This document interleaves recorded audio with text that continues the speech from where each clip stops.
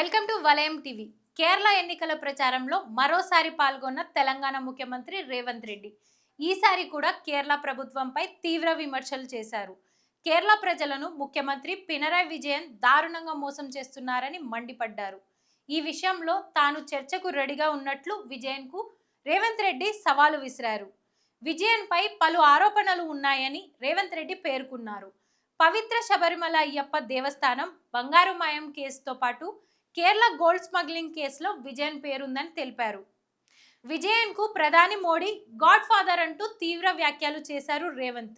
కేరళ యువతను విజయన్ మోసం చేస్తున్నారని ఆయన సంచలన వ్యాఖ్యలు చేశారు.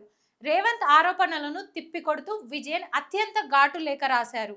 తోటి ముఖ్యమంత్రిపై వ్యక్తిగత దూషణాలు చేయడం, ఎక్స్పైరీ డేట్ వంటి పదజాలం వాడటం రాజకీయాల్లో సంస్కారం కాదని విజయన్ హితవు పలికారు.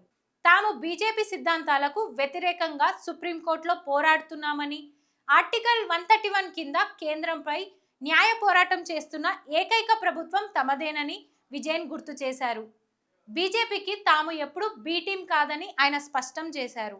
నీతి ఆయోగ్ స్థిరమైన అభివృద్ధి సూచీలో కేరళ 79 పాయింట్లతో దేశంలోనే మొదటి స్థానంలో ఉంటే, రేవంత్ పాలిస్తున్న తెలంగాణ 6వ స్థానంలో ఉందని ఆయన ఎత్తి చూపారు. దేశంలోనే అత్యంత తక్కువ అవినీతి ఉన్న రాష్ట్రం కేరళ అని, తమ ప్రభుత్వం పనితీరుకు ప్రజల మద్దతు ఉందని ఆయన ధీమా వ్యక్తం చేశారు. ఇలాంటి అప్డేట్స్ కోసం చూస్తూనే ఉండండి వలయం టీవీ.